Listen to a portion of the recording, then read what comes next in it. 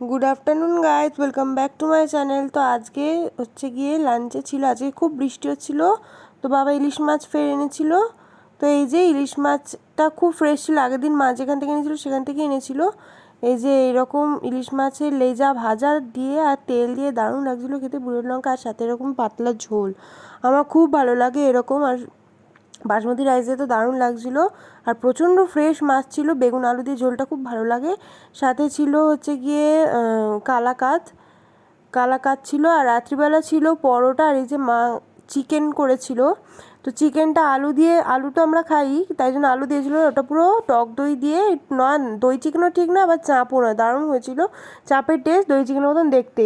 পরোটা, ভাত, স্যালাড আর ছিল সরপুরিয়া, বাবা এনেছিল আমার জন্য সরপুরিয়া, কৃষ্ণনগর গেছিলো তাই জন্য খুব ভালো লাগছিলো। পরোটা দিয়েও প্রচণ্ড ভালো লাগছিলো।